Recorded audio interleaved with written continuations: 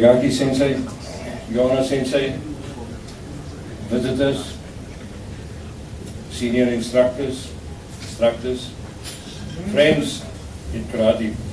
This morning when we walked to the Zen temple, some of you don't know, but I'm not a morning person, so if I didn't greet you or smile at you, don't feel bad about that. I don't do it.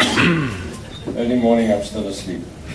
But then I realized it was almost 38 years ago that Teruchi Sensei and myself stood outside the Shurinamo gate. 38, almost 37 and a half, 3/4 years ago. That's a long time. It's scary to think that, well, quite a few of you were maybe not born 38 years ago. That's a little bit worrying. What's a little bit more worrying is some of your mothers were not born 38 years ago. What's very scary is that some of your grandmothers were not born 38 years ago. So now you know how I feel.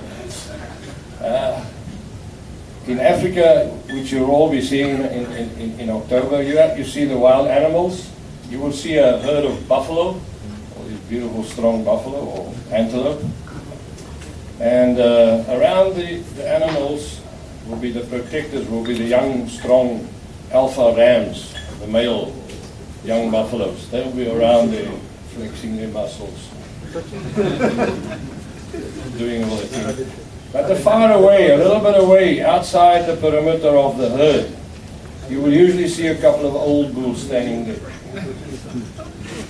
They were the ones, the young males. They were the young bulls at one time. Now, they've been fought out of the herd by the young bulls. They've been beaten physically, so they go out. So the new genes must come into the pool. So they look surly and they look grumpy and they stand and talk to each other a lot about the old days, like I'm saying now.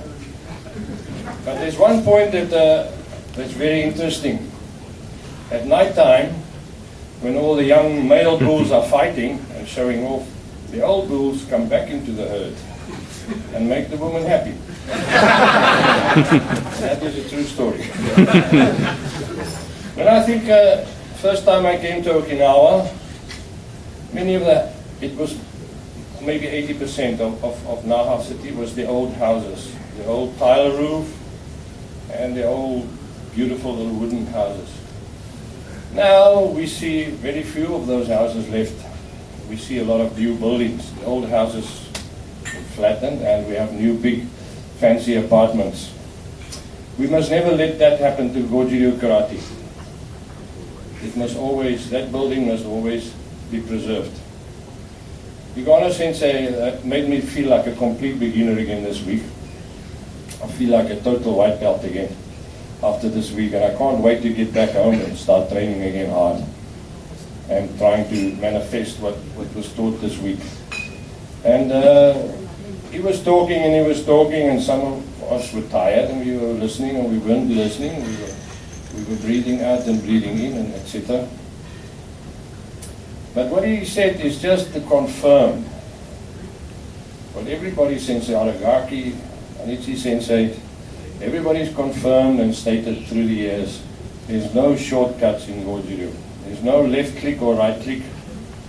So it's very important that we keep the basics going. Otherwise, you have a watered down product. You don't do the kion because it's boring. You don't do the chisi because it's heavy. You don't do the sansen because it hurts your throat. Then you're not doing goju-ryu karate. You're ordering coffee but you're drinking water. So those are the important things that you must preserve. And it's a fast-moving time. We have a fast-moving world where it's internet and mobile phones and Twitter and Knitter and Gritter and Facebook and every book in the business.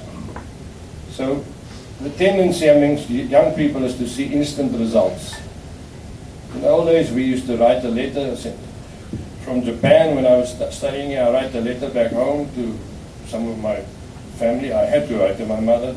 It would take maybe 3 weeks, 4 weeks for the letter to get there, and maybe about 3 weeks for the letter to get back. Now it's Skype or iPhone, Facebook, etc. Karate is not like that. you have to do the 3-week journey and the 3-week back. And that's the message I think that Sayonara Sensei was trying to put into our heads again. Preserve. Have the sport, have the funnies, entertain your students, but keep the basics. There's no substitute for power and speed. Sensei, from my heart, and Bakkies Sensei, and all, thank you very much for a fantastic week in Okinawa. It was coming home again for myself, and I think I speak for most of the people here if I can look at their faces. And to see old friends again. There's one very important thing. And that's why we have a welcome party, we have a Sayonara party, we have a chief instructor's dinner. If we don't cohese as a group, and we each go back and split apart, this association will not survive. We must stick together. It's like a family. I don't get on with my sisters. They don't get on with me, but we're still family. We stick together. If somebody wants to hit the lopes, they've got to go through all 4 of us.